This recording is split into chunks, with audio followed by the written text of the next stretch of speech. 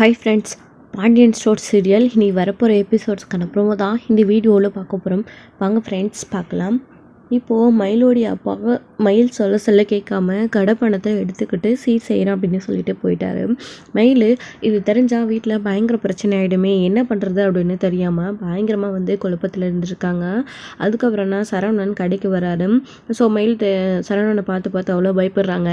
என்னடி என்ன கடையில் எங்கள் அப்பா அப்படின்னு சொல்லிட்டு, மாமா வெளியில் போயிட்டாரு, மீனாவுடைய அப்பா அம்மா சீர் கொடுக்குறாங்கன்னு சொன்னாங்க, அதுக்காக கிளம்பி போயிட்டாரு அப்படின்னு. ஓ அப்படியா, அப்போது நீங்கள் 2 பேரும் தான் கடையில் தனியாக இருந்தீங்களா? ஆமாம், எங்கே உன் அப்பா அப்படின்னு, அவர் வீட்டுக்கு போயிட்டாரு அப்படின்னு. என்ன திடீர்னு என்னடி நினச்ச நேரத்துக்கு வர்றது நினச்ச நேரத்துக்கு போகிறதா உன் அப்பா கடையிலேருந்து? கடைக்கு வந்தால் முழுசாக வேலை செய்யணுன்றது தெரியாதா அவருக்கு அப்படின்னு சொல்லிட்டுருக்காரு. அதுக்கப்புறம் தான் இங்கே நம்ம சரவணன் மயில் இருந்துக்கிட்டு, எங்கள் மீனாவுடைய வீட்டிலேருந்து அவங்க அப்பா அம்மா சீர் கொடுக்க வந்திருக்காங்க. இப்போது நம்ம 2 பேருக்கும் எங்களுடைய வீட்டிலேருந்து சீர் கொடுக்கறதுக்காக அப்பா வரணும் இல்லைங்க, அதுக்காக தான் போயிருக்காரு அப்படின்னு சொல்லிட்டு இங்கே மயில் சரவணன் கிட்ட சொல்கிறாரு. ஓ அப்படியா, ஆமாம் சீர் பண்ணணும்னா செலவு எவ்வளோ ஆகும் தெரியுமா? மளிகை செலவே இங்கிருந்து தான் எடுத்துகிட்டு போகிறாரு, பத்தாததுக்கு அப்பப்போ கை செலவுக்கு பணம் வேறு. அப்போது சீர் செய்யறதுக்கு எங்கடி பணம் வச்சுருக்கீங்க நீங்கள் அப்படின்னு. ஏங்க இப்படியெல்லாம் என் அப்பா அம்மா பற்றி இன்சல்ட் பண்ணாதீங்க, என் அப்பா அம்மா அவங்களால முடிஞ்ச அளவுக்கு ஏதாச்சும் கொண்டு வருவாங்க அப்படின்னு சொல்லிட்டு. உங்களுடைய குடும்ப லட்சணம் என்னன்னு எனக்கு தெரியும். ஓ இப்போ புரியுது, கடையிலேருந்து அப்பப்போ கொஞ்சம் கொஞ்சமாக பணம் எடுத்துகிட்டு போனார்ல, அதை வச்சு அப்படியே நமக்கு செய்யலான்னு இருக்காங்களா, இப்போ புரியுது எல்லாமே அப்படின்னு சொல்லிட்டு இங்கே சரவணன் மயில்கிட்ட சொல்கிறாங்க. இதை கேட்டு மயில் இருந்துக்கிட்டே, ஏங்க இப்படியெல்லாம் என் அப்பா அம்மா பற்றி தப்பாக பேசாதீங்க அப்படின்னு சொல்லிட்டு இருக்காங்க. ஆமாம் பெரிய பலாத சீரை அப்படி என்னடி பண்ணிட்டு போகிறாங்க அப்படின்னு சொல்லிட்டு சரவணன் கோவத்தோட மயில்கிட்ட கத்திட்டு இருக்கும்போது பாண்டியன் கடைக்கு வந்துடுறாரு. அதுக்கப்புறமா இங்கே மயில் சரவணனும் அமைதி ஆயிடுறாங்க. என்னப்பா சரவணன் டெலிவரியெல்லாம் கொடுத்தாச்சு அப்படின்னு. ஆப்பா எல்லாம் கொடுத்தாச்சு அப்படின்னு சொல்லிட்டு, சரி கடையை க்ளோஸ் பண்ணிவிட்டு நாங்கள் வீட்டுக்கு போகலாம் அப்படின்னு சொல்லிடுறாங்க பாண்டியன். சரிப்பா அப்படின்னு சொல்லிட்டு எல்லாத்தையும் எடுத்து வைக்கிறாங்க மயிலும் சரவணனும். அதுக்கப்புறம் கல்லால் இருக்கிற பணத்தெல்லாம் சரவணன் பாண்டியன் பர்ஸில் எடுத்து போட்டுக்கிட்டு, சரி கடையை க்ளோஸ் பண்ணிவிட்டு வாங்க 2 பேரும் நான் கிளம்புறேன் அப்படின்னு சொல்லிட்டு கிளம்பி போயிடுறாரு. அதுக்கப்புறம் இவங்களுமே வீட்டுக்கு கிளம்பி போயிடுறாங்க. ஸோ வீட்டுக்கு கிளம்பி போய் நிற்கும்போது அப்போ தான் நம்ம சுகன்யாவுடைய அப்பா அம்மா வீட்டுக்கு வந்திருக்காங்க சீர் கொடுக்கறதுக்காக. அப்போது பழனியும் அங்கே இருக்காங்க.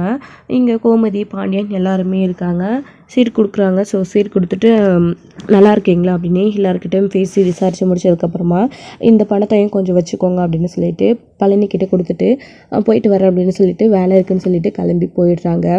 அதுக்கப்புறமா சீர் கொடுக்கறத நினச்சி நம்ம ராஜி ரொம்ப வருத்தப்படுறாங்க. அங்கே கதிரும் இருக்காரு.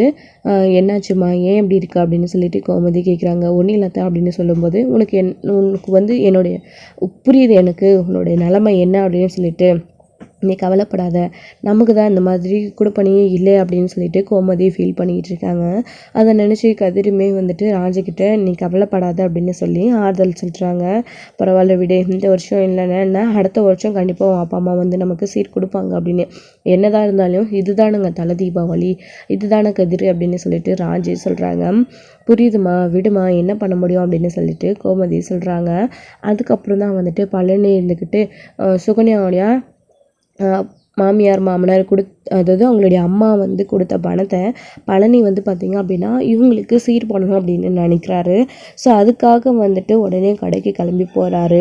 அப்போ சுகன்யா இருந்துக்கிட்டு, ஏங்க உங்களுக்கு கொஞ்சம் கூட மதிக்காத மச்சான நீங்கள் எதுக்கு தலைமையில தூக்கி வச்சு கொண்டாடிக்கணும், பிறந்த வீட்டு சீர் அப்படின்னு கேட்ட உடனே நீங்கள் வாங்கிட்டு போய் கொடுக்கணுமா, அதெல்லாம் வேண்டாம் அப்படின்னு சொல்லிட்டு சுகன்யா முதல்ல சொல்கிறாங்க. அது எதுவுமே பழனி கேட்காம, எக்கா வருத்தப்பட்டு நிற்கிறத என்னால் பார்க்க முடியல, என்னால் முடிஞ்ச அளவுக்கு எக்காவுக்கு நான் பண்ணுறேன் அப்படின்னு. அதெல்லாம் பணம் எங்கெங்கே இருக்குது அப்படின்னு. அதான் இப்போ அத்தை மாமா கொடுத்துட்டு போனாங்கல்ல, அதில் பண்ணலாம் அப்படின்னு சொல்கிறாங்க. சுகன்யா, இல்லை என்னால் கொடுக்க முடியாது, இதே அப்பா அம்மா கொடுத்த பணம், இதை வச்சு உருப்படியாக ஏதாச்சும் பண்ணலாம் அப்படின்னு பார்த்தா நீங்கள் அதை எடுத்துகிட்டு போய் உடனே உங்கள் அக்காவுக்கு செலவு வாங்குறது போகிறீங்களா அப்படின்னு சொல்லிட்டு இங்கே சுகன்யா பயங்கரமாக சண்டை போடுறாங்க பழனி கிட்ட. பழனிமே இருந்துக்கிட்டு, இருந்தாலும் பரவாயில்ல நம்ம பண்ணியே ஆகணும் அப்படின்னு சொல்லிட்டு, நீ பணம் கொடுக்கலன்னா என்ன நான் பண்ண முடியாது அப்படின்னு சொல்லிட்டு இங்கே அவரால் முடிஞ்ச அளவுக்கு ஏதோ ஒன்று அங்கே கடன் வாங்கி ஏதோ ஒன்று பண்ணுறதுக்காக போயிட்டுருக்காரு. அப்போது கடையில் போயிட்டு தீபாவளி சீர் கோமதிக்கும் சரி ராஜுக்கும் சரி இவரே வாங்கிட்டு வராரு. வாங்கிட்டு எங்கடா போயிட்டு இருந்தா அப்படின்னு கோமதி கேட்கும்போது, அக்கா நீ கவலைப்படாதக்கா, நான் இருக்கேங்க்கா உனக்கு தீபாவளி சீரை நான் கொடுக்குறேன் அப்படின்னு சொல்லிட்டு தீபாவளி சீரை எடுத்து கொடுக்குறாரு. அதை பார்த்து ரொம்ப சந்தோஷப்படுறாங்க கோமதி. கண் கலங்கி அழுதுட்ருக்காங்க. இதாக்கா உன் தாய் வீட்டு சீதனம் அப்படின்னு சொல்லிட்டு கொடுக்கும்போது அப்படியே கண் கலங்குறாங்க கோமதி. அதை பார்த்து பாண்டியனுமே மனசு அப்படியே கஷ்டமாகுது பாண்டியனுக்குமே. அதுக்கப்புறம் ராஜிமா இங்கே வாமா, உன் சித்தப்பா நான் இருக்கேன்ல, உனக்கு நானும் கொடுக்குறேன், கவலைப்படாத அப்படின்னு. ரொம்ப தேங்க்ஸ் சித்தப்பா அப்படின்னு ராஜி ரொம்ப சந்தோஷப்படுறாங்க. கதிர் இங்கே பார்த்தியா தீபாவளி சரி எனக்கும் வந்திருக்கு அப்படின்னு சொல்லிட்டு ரொம்ப சந்தோஷப்படுறாங்க. ஆனால் என்னதான் வந்துட்டு சீர் கொடுத்தாங்க அப்படின்னு சொல்லிட்டு பாண்டியன் சந்தோஷப்பட்டாலும் இதுக்கெல்லாம் வாங்குறதுக்கு இவனுக்கு காசு எங்கேருந்து வந்திருக்கும் அப்படின்னு மனசுக்குள்ள நினைக்க ஆரம்பிச்சிடுறாரு. அதுக்கப்புறம் தான் மயிலோடைய வீட்டிலேருந்து சீர் செய்யறதுக்காக வராங்க. அப்போது சரவணனுக்கு சுத்தமாக பிடிக்கவே இல்லை. அவங்கள பார்த்தாலே கடுப்பாக்குறாங்க. வாங்க சம்மந்தி வாங்க, என்ன வரேன்னு சொல்லவே இல்லை அப்படின்னு. மயில்கிட்ட சொல்லியிருந்தோம் அதான் அப்படின்னு சொல்லிட்டு, மயில் எங்ககிட்ட சொல்லவே இல்லை அப்படின்னு. அப்போ மறந்துட்டேன் அப்படின்னு. என்னம்மா அப்பா அம்மா வீட்டுக்கு வராங்கன்னு சொல்லியிருக்கலாம்ல அப்படின்னு சொல்லிட்டு, சரி வாங்க சம்மந்தி இருக்கட்டும் அதனால் என்ன அப்படின்னு சொல்லிட்டு மயிலுக்காக சீர் கொண்டு வந்திருக்கோம் அப்படின்னு சொல்லிட்டு சீர் வரிசை பார்த்திங்க அப்படின்னா வைக்கிறாங்க. ஸோ எல்லார விடவும் மயிலோடைய ஃபேமிலி பயங்கரமாக சீர் கொண்டு வந்திருக்காங்க. ஏன்னா இதெல்லாம் கடை பணத்திலிருந்து வாங்கினது. ஸோ அது அவங்களுக்கு தெரியாது இல்லைங்களா. ஸோ சீர் வாங்கிட்டு கொடுக்குறாங்க. சரவணுக்கு சுத்தமாக விருப்பமே இல்லை. டேய் மாமியார் மாமனார் சீர் கொடுக்குறாங்க வாங்கி கூட என்ன நின்று பார்த்துக்கிட்டு அப்படின்னு சொல்லிட்டு சரவணன்கிட்ட சொல்கிறாங்க. அப்பா அது இருக்கட்டும்ப்பா மயிலே வாங்கிக்கிட்டோம் அப்படின்னு. டேய் 2 பேரும் சேர்ந்து வாங்குங்கடா அதான்டா முறை அப்படின்னு சொல்லிட்டு இருக்காங்க. அதுக்கப்புறம் சீரையும் சரி அவர் சொன்னார் அப்பா சொன்னார் அப்படின்றதுக்காக அந்த முகத்துக்காக சீர் வாங்கிக்கிறாரு சரவணன். அதுக்கப்புறமா இங்கே சரி உட்காருங்க இருங்க காஃபி குடிச்சிட்டு போவீங்க அப்படின்னு சொல்லிட்டு, அதெல்லாம் இருக்கட்டும் சம்மந்தி பரவாயில்ல அப்படின்னு மயிலோடைய அம்மா சொல்கிறாங்க. ஆனால் அவருடைய அப்பா காஃபி தானே எனக்கு கொஞ்சம் ஸ்ட்ராங்காக சக்கரை தூக்கலாக போடுங்க அப்படின்னு சொல்லிட்டு, உட்காருங்க சம்மந்தி கொண்டு வரேன் அப்படின்னு சொல்லிட்டு ரொம்ப சீப்பாக பிஹேவ் பண்ணிக்கிறாங்க. இதெல்லாத்தையும் பார்த்த சரவணனுக்கு பயங்கர கடுப்பாகுது. மயிலை பார்க்குறாங்க முறைச்சி என்னம்மா இது நீ வேணான்னு சொல்கிற, அப்பா வேணும்னு சொல்கிறாரு, ஒரு பேச்சுக்காச்சும் வேணான்னு சொல்லலாம்ல அப்படின்னு சொல்லிட்டு மயில் சொல்லுவோம். அவரோட புத்தி அது தானடி, இந்த மனுஷனை கட்டிக்கிட்டு நான் இன்னும் என்னென்ன பாட போகிறேன்னு தெரியல, எங்கெல்லாம் அசிங்கப்பட போகிறேன்னு தெரியல அப்படின்னு சொல்லிட்டு இருக்காங்க. அம்மா இங்கே வாமா உங்ககிட்ட கொஞ்சம் தனியாக பேசணும் அப்படின்னு ரூம்குள்ளே கூட்டிகிட்டு போய் நம்ம மயில் அவங்களுடைய அம்மா கிட்டே பேசுகிறாங்க. காப்பி ஃபோட்டோ எடுத்துக்காக போயிட்டுருக்காங்க கோமதி. அப்போது என்னடி மயிலே என்ன விஷயம் அப்படின்னு கேட்குறாங்க மயிலோடைய அம்மா. ஏம்மா உங்களுக்கு இந்த மானங்கெட்ட பொழப்பு, நான் அப்பாவே அத்தனை தடவை சொன்னேன் அப்பா கிட்ட, அவர் ஏன் கேட்கவே இல்லை, சீர் பண்ணுறதுக்கு பணம் இல்லை அப்படின்னு சொல்லி அத்தனை தடவை சொல்லினேன். ஆனால் அது கூட கேட்காம கொஞ்சம் கூட புரிஞ்சிக்காமல் கடை பணத்தை எடுத்துகிட்டு போயிட்டாரு. இந்த விஷயம் வீட்டில் தெரிஞ்சு எப்படிமா பிரச்சனையாகும், 2 நாளில் திருப்பி கொடுத்துறேன்னு சொல்லியிருக்காரு. உங்களால் 2 நாளில் 10,000 ரூபா பணத்தை திருப்பி கொடுக்க முடியுமாம்மா சொல்லுமா, அவருக்கு நீயாச்சும் புத்தி சொல்லக்கல, நீயும் அவர் கூட சேர்ந்துக்கிட்டு அவர் கொண்டு வந்த பணத்தில் சீர் கொண்டு வந்திருக்கே, இதெல்லாம் வேணும்னு நான் உங்களை கேட்டேன்னா உங்ககிட்ட இருக்காதுன்னு தெரியும், நான் அதை எதிரும் பார்க்கல, ஏமா இப்படிலாம் பண்ணுறீங்க அப்படின்னு சொல்லிட்டு மயில் கேட்கும்போது, என்னடி சொல்கிற நீ அப்பா கடை பணத்தை எடுத்துகிட்டு வந்துட்டாரா, நானும் நீ கொடுத்ததானே தான் நினச்சேன், அந்த மனுஷனும் அப்படி தானே என்கிட்ட சொன்னார், மயில் கொஞ்சம் பணம் கொடுத்துருக்கா இதை வச்சு எங்களுக்கு சீர் பண்ணுங்கன்னு சொன்னா அப்படின்னு சொல்லிட்டு தானே அந்த மனுஷன் சொன்னதை கேட்டு நானும் சீர் வாங்கிட்டு வந்தேன், கணப்பணத்தை திருட்டு வந்திருக்காருன்னு தெரிஞ்சால் நானே வேணான்னு சொல்லியிருப்பேனே, சரி வீடு மயில், சரி நடந்தது நடந்து போச்சு, இதுக்கப்புறம் என்ன பண்ண முடியும், சரி எப்படியாச்சும் அந்த பணத்தை திருப்பி கொடுத்துடலாம், அப்படியே இருந்தாலும் என்னடி அது சம்மந்தியோட பணம் தானே, கடை பணம் தானே, அவருக்கு எடுக்க உரிமை இல்லையா, நீ ஏதாச்சும் சொல்லு சமாளி அப்படின்னு சொல்கிறாங்க. அம்மா என்னம்மா சொல்லிட்டு இருக்க நீ, நான் எப்படிம்மா சமாளிக்க முடியும், 10,000 ரூபாய் கடை கணக்கில் குறையுதுன்னா அவ்வளோதாம்மா, ஏற்கனவே 1,100 ரூபாய் குறையுது அப்படின்னோடனே அதுக்கே பெரிய பிரச்சனையாச்சு, 10,000 அப்படின்னா மாமன் சும்மா விடுவாரா, அப்புறம் நடக்கிற பிரச்சனையும் வேறு மாதிரி இருக்குமா, வேணாம்மா தயவு செஞ்சு அந்த பணத்தை எப்படியாச்சும் நீயும் புருஷனும் திருப்பி கொடுத்துருங்க அப்படின்னு மயில் சொல்லிட்டு இருக்காங்க. அப்புறம் மயிலோடைய அம்மா இருந்துக்கிட்டு, சரி மயில் அதெல்லாம் பார்த்துக்கலாம், அப்படியே இல்லைனாலே நீ ஏதாச்சும் சொல்லி சமாளிச்சுக்கோ அப்படின்னு சொல்லிட்டு மயில்கிட்ட அரசல் பிரசலாக பேசிட்டு அவங்க அங்கேருந்து எஸ்கேப் ஆகத்துலேயே இருக்காங்க. ஏன்னா 10,000 பணம் திருப்பி எப்படி கொடுக்கறது, எடுத்து செலவு மட்டும் கௌரவமாக பண்ணிட்டோம், எப்படி திருப்பி கொடுக்குறதுன்னு அவங்களுக்கு கொஞ்சம் கூட எண்ணமே கிடையாது, அதை கொடுக்கணுன்ற எண்ணமே கிடையாது. அதனால தான் மயிலோடைய அம்மா அப்படி சொல்லிட்டு போயிடுறாங்க. ஸோ இது எல்லாத்தையும் பார்த்திங்க அப்படின்னா சரவணன் கேட்டுடுறாரு. ஸோ உள்ளுக்கு வரணும் அப்படின்னு நினச்ச சரவணன் இவங்க 2 பேரும் பேசிகிட்டு இருக்கிற விஷயத்த கேட்டுடுறாங்க. இப்போது மயிலோடைய அம்மா கதவை திறக்கும்போது அவங்க அங்கே சரவணன் நின்றுட்டு இருக்கிறத பார்த்த உடனே ஷாக் ஆகுறாங்க. அப்போ தான் இருந்துக்கிட்டு மாப்பிள்ளை வாங்க மாப்பிள்ளை அப்படின்னு, மயில்கிட்ட பேசணுமா, சரிங்க மாப்பிள்ளை பேசுங்க நான் வரேன் அப்படின்னு சொல்லிட்டு அவங்க அங்கேருந்து எஸ்கேப் ஆகி போயிடுறாங்க. சரவணனை பார்த்ததும் மயிலுக்கு பயங்கர ஷாக்காக இருக்குது. மாமா அப்படின்னு சொல்லிட்டு கதவை லாக் பண்ணதுக்கப்புறமா என்னடி பேசிகிட்டு இருந்தீங்க நீயும் அம்மாவும் இங்கே வந்து ரகசியமாக இப்படி ரகசியமாக பேசி பேசி தான் என் குடும்பத்தவே நாசம் பண்ணிட்டீங்களே அப்படின்னு சரவணன் கோவப்பட்டு நிற்கிறாரு. என்னம்மா பேசுகிறீங்க, எனக்கு ஒன்றும் புரியல அப்படின்னு சொல்லிட்டு, புரியாத மாதிரி நடிக்காதிரி, அப்புறம் நான் என்ன பண்ணுவேன்னு எனக்கே தெரியாது. நீங்கள் பேசிகிட்டு இருக்கிறது எல்லாத்தையுமே நான் வீட்டில் அதாவது வெளியில் நின்று கேட்டுக்கிட்டு தான் இருந்தேன். ஒட்டெல்லாம் கேட்கல. உங்களை மாதிரி கேவலமான புத்தி எனக்கு இல்லை. உள்ளே வரணும்னு நினச்சேன். அப்போது நீங்கள் பேசிகிட்டு இருக்கிறது எல்லாத்தையும் நான் கேட்டேன். உன் அப்பா எப்படி கடை பணத்தை எடுத்துகிட்டு போகலாம், அதுவும் 10,000 ரூபாய். என் அப்பாவுக்கு தெரிஞ்சால் இது என்ன நடக்கும்னு தெரியுமா அப்படின்னு சொல்லிட்டு சரவணன் மயில்கிட்ட சண்டை போட்டுட்ருக்காங்க. மாமா மாமா ப்ளீஸ் மாமா, மாமா கிட்ட மட்டும் சொல்லிடாதீங்க மாமா. அப்பா அந்த பணத்தை திருப்பி கொடுத்துட்றேன்னு சொல்லியிருக்காரு மாமா 2 நாளில். அந்த பணத்தை எப்படியாச்சும் நான் வாங்கிட்டு வந்து உங்களுக்கு கொடுத்துட்றேன் மாமா அப்படின்னு. ஏய் போதும் நிறுத்திடி, உங்களுடைய ட்ராமாவில் நான் தயாராக இல்லை. அப்பாவும் பொண்ணுமா அதுவும் குடும்பமாக பிளான் பண்ணி தான் பண்ணுறீங்கல்ல. எப்படி எங்கள் கடுத்து பணத்தை திருடி எங்களுக்கு அதாவது எனக்கே சீர் செஞ்சுட்டு வந்து கொடுப்பீங்களா நீங்கள்? அவ்வளோ திமிராகி போச்சா உனக்கும் உங்கள் அப்பாவுக்கும்? கடை பணத்தை எப்படி நீங்கள் யாருக்கும் சொல்லாமல் எடுக்க முடியும்? எடுத்தது மட்டும் இல்லாமல் அதை சீர் செய்கிறீங்கன்னு வந்து பெருமையாக பீத்திக்கிட்டு வேற இங்கே நிற்க வேண்டியது. இப்படி கடையிலேருந்து ஒவ்வொரு தடவையும் நீயும் உன் அப்பாவும் பணத்தை திருடிட்டு பழனி மாமா மேலே பழிய போடுறீங்களா அப்படின்னு சொல்லிட்டு இங்கே பயங்கரமாக வந்து பார்த்தீங்க அப்படின்னா சரவணன் திட்டிக்கிட்டு இருக்காங்க. மயில்கிட்ட கோவப்பட்டு சண்டை போட்டுட்ருக்காங்க. மயில் இருந்துக்கிட்டு பணத்தை திருப்பி கொடுத்துட்றேன்னு சொல்லியிருக்காரு மாமா. அப்பா நீங்கள் வெளியில் சொல்லிடாதீங்க, மாமாவுக்கு தெரிஞ்சால் அப்புறம் அசிங்கமாயிடும் அப்படின்னு சொல்லிட்டு. தெரியட்டும் தெரிஞ்சு வண்டவாளெல்லாம் வெளியில் வரட்டும். அதுக்காக என் மாமா பழியை தூக்கி அவர் மேலே போட்டிருக்க முடியுமா? இந்த பணம் காணாமல் போயிடுச்சு அப்படின்னு தெரிஞ்சால் திரும்பவும் என் அப்பாவுக்கு யார் மேலே சந்தேகம் வரும்? பாரடி, உங்களை சும்மாவே விட மாட்டேன். இப்போவே போய் என் அப்பா கிட்ட இதை சொல்ல போகிறோம் அப்படின்னு சொல்லிட்டு இருக்காங்க.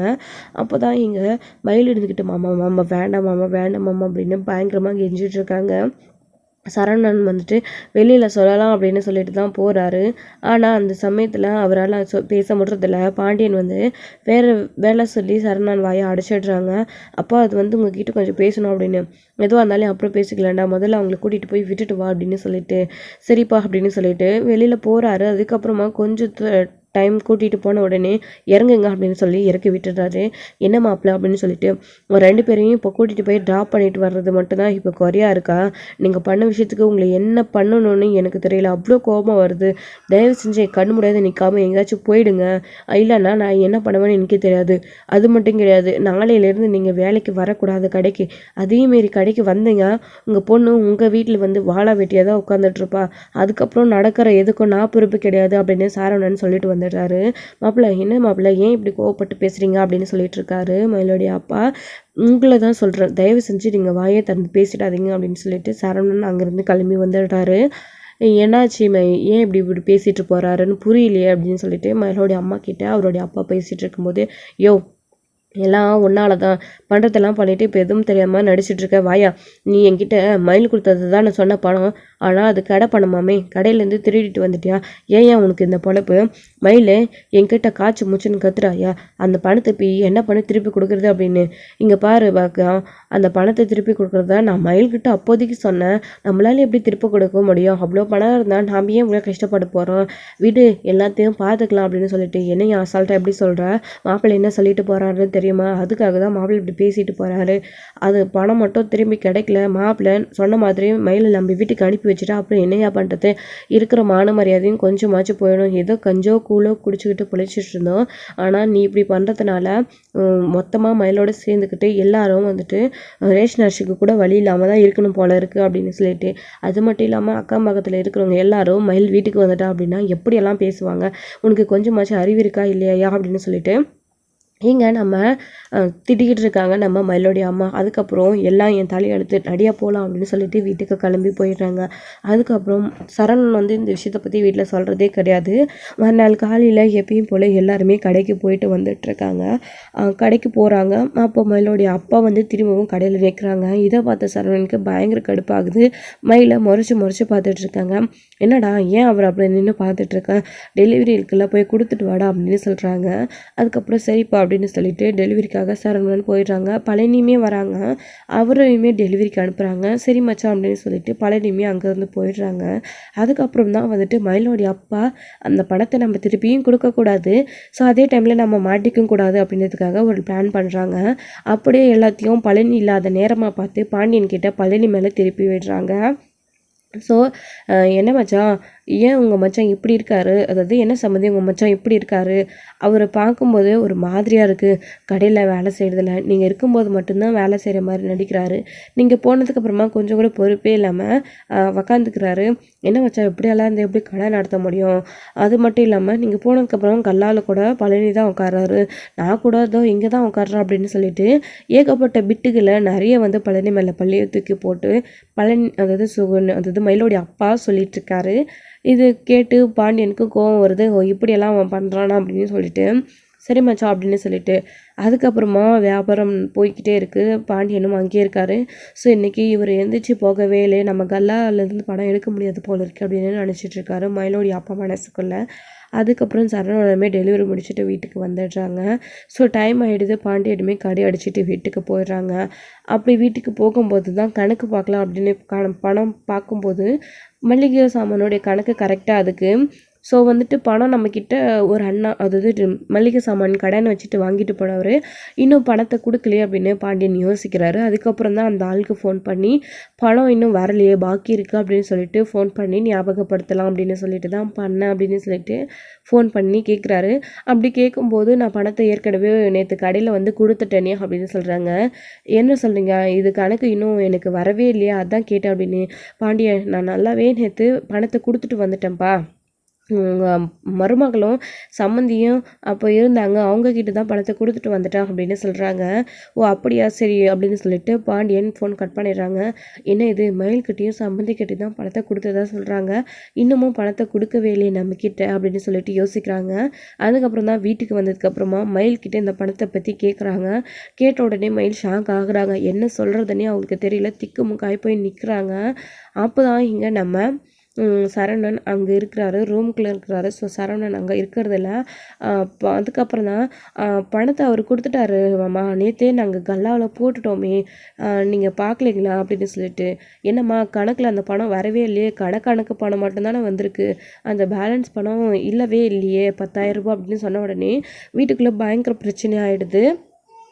கோமதி வீட்டில் இருக்கவங்க எல்லாருமே என்னாச்சு என்ன இதுன்னு பொறுமையாக பார்த்துக்கலாம் இருங்க, எதுக்கு கோவப்படுறீங்க அப்படின்னு சொல்லிட்டு இருக்கும்போது பழனி வீட்டுக்குள்ளே வராரு.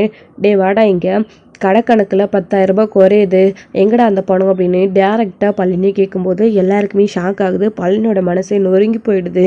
உடனே சுகன்யாவும் அங்கே இருக்காங்க. என்னென்னங்க கடையில் பணம் காணோம் அப்படின்னா ஆனால் ஊனா என் புருஷனை சந்தேகப்பட்டு கேட்குறீங்க அப்படின்னு மயில் டேரெக்டாகவே அதாவது சுகன்யா டேரெக்டாகவே கேட்க ஆரம்பிச்சிடுறாங்க. அப்போது நேற்றே பணம் கொடுத்ததா சொல்லிடுறாங்களே, தோ கடையில் தான் அந்த பணத்தை போட்டதா மயிலும் சொல்கிறாளே, அப்போ அந்த பணம் எங்கடா போச்சு அப்படின்னு கேட்டுட்டு இருக்கும்போது மச்சான் எனக்கு தெரியாது அப்படின்னு சொல்லிட்டு இருக்காங்க. இப்போது பாண்டியன் யோசிச்சு பார்த்துட்டு, ஓ நேற்று சீர் செய்கிறேன்னு உங்கள் அக்காவுக்கு சீர் பண்ணியே அந்த பணம் தானா அப்படின்னு சொல்லிட்டு கேட்கும்போது ஷாக் ஆகிடுறாங்க. நம்ம பழனி வந்துட்டு என்ன மச்சான் இப்படியெல்லாம் சொல்கிறீங்க, அப்படியெல்லாம் இல்லை மச்சான், நான் என்கிட்ட இருந்து தான் நான் வாங்கிட்டு வந்தேன் அப்படின்னு.